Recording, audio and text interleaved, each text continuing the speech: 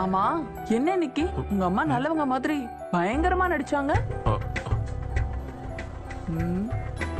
என்ன உங்க அம்மாவை பத்தி சொன்னா மட்டும் காது கேட்காதா? செலக்டிவ் அம்னிஷியா மாதிரி ஏதாவது செலக்டிவ் செவிடா? ஏன் எப்பவும் போலதான் பேசுச்சு, எனக்கு ஒன்னும் வித்தியாசமா தெரியல.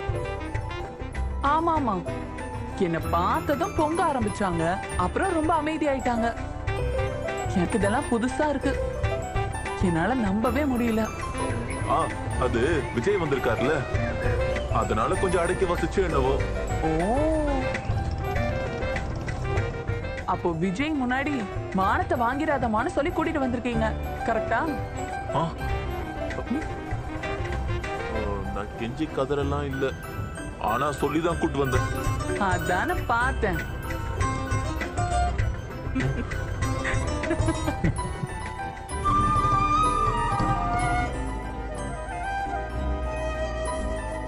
என்னாச்சு? ஏன் நிறுத்திட்டீங்க? இல்ல, நம்ம சரியான ரூட்ல தான் போயிட்டு இருக்கோமா? ஆமா, கரெக்டான ரூட்ல தான் போறோம். அதுக்கு இல்ல, 2 கிலோமீட்டர்ஸ்க்கு முன்னாடி ஒரு லெஃப்ட் வந்துச்சுல்ல, ஆமா, அந்த லெஃப்ட் எடுத்திருக்கணும்னு நினைக்கிறேன். அப்படியா?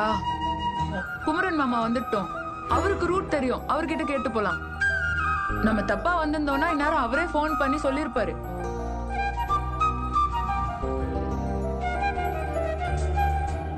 இந்த இடமே கூட நல்லா தான் இருக்கு.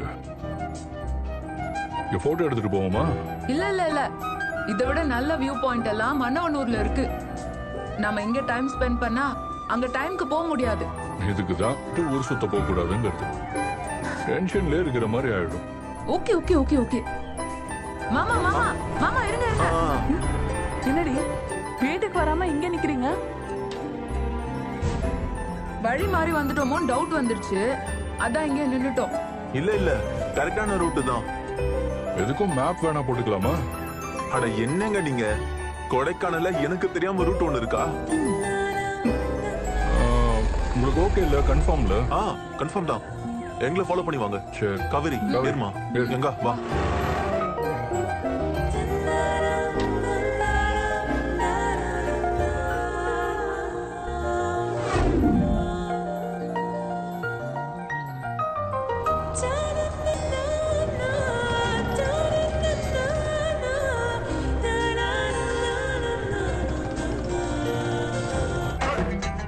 சரி, ஓகே. இனிமே ரூட்டை நானே கண்டுபிடிச்சுக்கிறேன். உங்க மாமாவை நம்மள ஃபாலோ பண்ணி வர சொல்லு.